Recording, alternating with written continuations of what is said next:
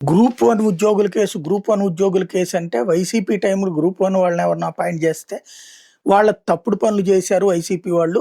అది వా ఇప్పుడు వీళ్ళు బయట పెట్టారేమో అనుకుంటే కాదు. సుప్రీం కోర్టులో కేసు వేసింది ఎవరంటే 2018 గ్రూప్ 1 వాళ్ళు. అంటే 2018లో ఎవరు అధికారంలోకి ఉన్నారు?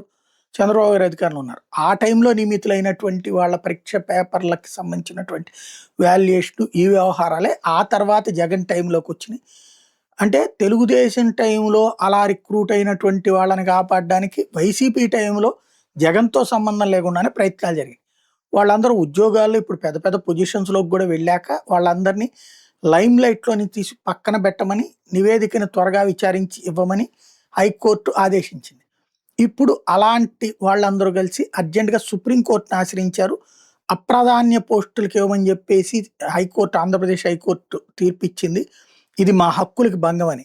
అయితే అప్రాధాన్య పోస్టుల బదిలీ చేస్తూ హైకోర్టు డివిజన్ బెంచ్ ఇచ్చిన ఉత్తర్వుల్ని సమర్థించింది సుప్రీం కోర్టు. డివిజన్ బెంచ్ ఉత్తర్వులు సరిగ్గానే ఉన్నాయని తేల్చి చెప్పింది. అప్రాధాన్య పోస్టుల్ని బదిలీ చేస్తూ హైకోర్టు డివిజన్ బెంచ్ ఇచ్చిన ఉత్తర్వుల్లో తప్పేమున్నాయి అని ప్రశ్నించింది. ప్రాధాన్యమైనటువంటి పోస్టులు లేకపోతే ఉద్యోగాలు చెయ్యలేరా? ఎక్కడ ఉన్నా సరే మీ జీతం అంతే వస్తుంది గదా! సంతృప్తి పడండి దర్యాప్తు పూర్తయ్యేదాకా అని తేల్చి చెప్పారు.